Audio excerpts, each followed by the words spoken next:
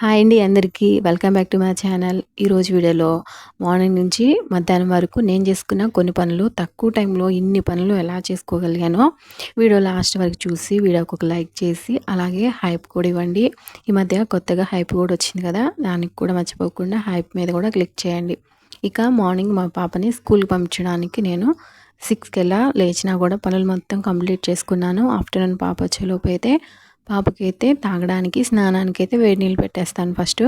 Next పాలు ఆవిడ వస్తుంది, పాలు కూడా పట్టేసుకుని పాలు కూడా కాంచి పక్కనైతే పెట్టేసుకుంటాను. నెక్స్ట్ ఈరోజు టిఫిన్ కింద ఇడ్లీ అయితే వేసాను. ఇడ్లీ ర్యాక్స్లో అయితే 2 వేసాను. ఒకటైతే పాపకి, ఇంకోటేమో నాకనేసి. పాప అయితే ఆయిల్ పూసింది, తినదండి. ఇడ్లీ వేసేటప్పుడు ఎప్పుడైనా ఒక స్పూన్ ఆయిల్ వేసుకుని ఇలా బ్రష్తో స్ప్రెడ్ చేసుకుని ఇడ్లీ వేసుకుంటే టేస్ట్ అనేది నెక్స్ట్ లెవెల్లో అయితే ఉంటుంది. మీరు కూడా ఎప్పుడైనా ఇలాగ ట్రై చేయకపోతే ఒకసారి అయితే ట్రై చేసి చూడండి, చాలా టేస్టీగా ఉంటాయి.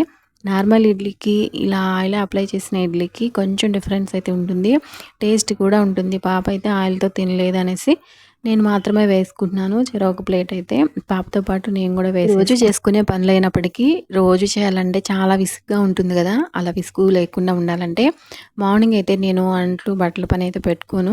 ఫస్ట్ అయితే టిఫిన్ పెట్టేసేసి పాపకి ఇంకా వంట కూడా చేసేసి వంట కంప్లీట్ అయిపోగానే ఇంకా మిగతా పనులు అయితే కంప్లీట్ చేస్తాను. ఇక్కడ ఇడ్లీ పెట్టుకునేటప్పుడు నేను ఫస్ట్ ఒక గ్లాస్ వరకు వాటర్ చేసి వాటర్ని కొంతసేపు మరిగించాక అప్పుడు ఇడ్లీ పాత్రలు అయితే పెట్టుకోవాలి. అప్పుడు ఇడ్లీకి ఎక్కువ టైం పట్టకుండా త్వరగా అయితే ఉడికిపోతాయి.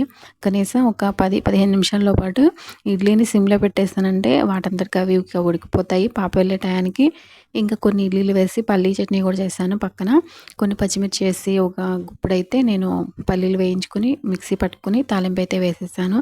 ఈరోజు ఇడ్లీ పిండి అయితే చాలా బాగా అయితే పొంగింది, ఫ్లఫీగా ఉన్నాయి, పాపకి సాఫ్ట్గా ఉన్నాయి, నచ్చినాయి. మా పాపకి అయితే తినేసి ఇంకా రెడీ అయిపోయి స్కూల్కి అయితే వెళ్ళిపోయింది. పాప స్కూల్కి వెళ్ళిపోగానే నేను కూడా ఇక బ్రష్ చేసేసుకుని టిఫిన్ చేసేసి టీ పెట్టేసుకుని టీ కూడా తాగేసాను. ఇంకా మా వారైతే మార్నింగ్ అయితే టిఫిన్ చేయరు, తనకైతే రాజావా పెట్టేసి ఇంకా పెట్టేసి ఇచ్చేస్తాను. నెక్స్ట్ ఇక్కడ కర్రీ కోసమని వంకాయలు తీసుకున్నాను. వంకాయలు చూడగానే చాలా ఫ్రెష్గా అనిపించేసి ½ కిలో వరకు తీసుకున్న వంకాయలు కలర్ కూడా డిఫరెంట్గా అనిపించాయి. కట్ చేసిన వంకాయల్ని 2 పార్ట్స్గా అయితే డివైడ్ చేశాను. ఒకటైతే వంకాయ టమాటా కర్రీ చేశాను.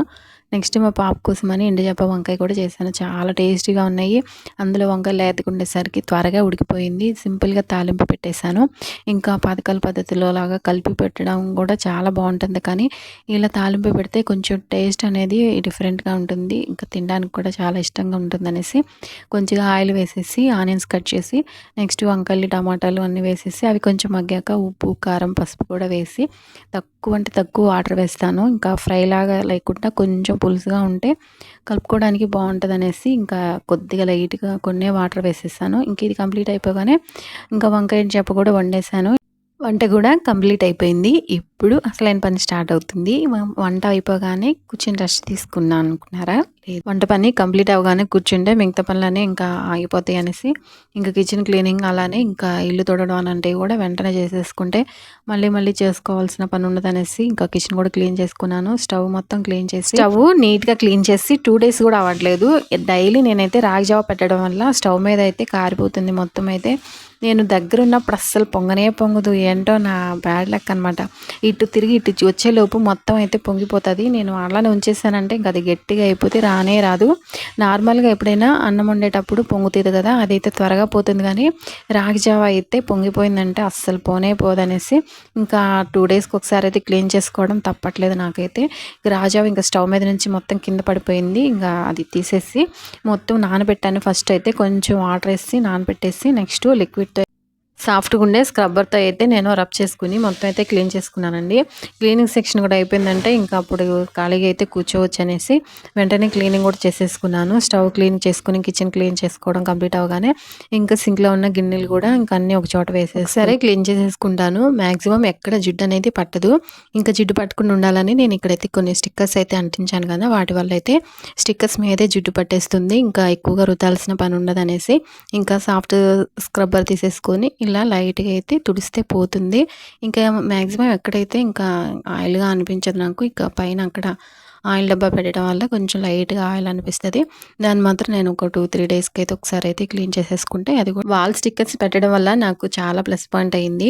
ఎప్పుడైనా తాలింపు వేసినప్పుడు ఇంకా స్పీడ్‌గా వేసినప్పుడు ఏదన్నా ఆయిల్ చిమ్మి అంతా గోడలకు అంటుకుపోకుండా స్టిక్కర్స్ అయితే కొంచెం కవర్ చేస్తాయన్నమాట. ఇంకా వాటిని లైట్‌గా ఇంకా వాటర్‌తో లిక్విడ్‌తో క్లీన్ చేసేసుకుంటే శ్రమ అయితే తగ్గిపోతుంది. ఇంకా చాలా యూజ్ అయింది అనిపిస్తుంది. మళ్ళా వంట స్టార్ట్ చేసే వరకి కిచెన్ అయితే ఇలా నీట్‌గా అందంగా అయితే ఉంటుంది. వంట స్టార్ట్ చేసినాక మళ్ళీ రొటీన్ మళ్ళీ క్లీన్ చేసుకోవాలి. కిచెన్ క్లీనింగ్ కంప్లీట్ అయిపోగానే నెక్స్ట్ అయితే ఇంకా ఇల్లు మొత్తం ఊడ్చేసేసుకుని ఇల్లు కూడా నీట్‌గా అయితే తుడిచేసుకున్నాను. కొంచెం లిక్విడ్ వేసుకొని కొద్దిగా డెటాల్ వేసుకొని అయితే డైలీ అయితే తుడిచేసేసుకుంటాను. ఇంకా పాప ఉన్నప్పుడు కుదరదు, ఇంకా జారి పడిపోతుందనేసి పాప స్కూల్ నుంచి వచ్చేలోపే నీకు క్లీనింగ్ అయితే కంప్లీట్ చేసేసుకుంటాను.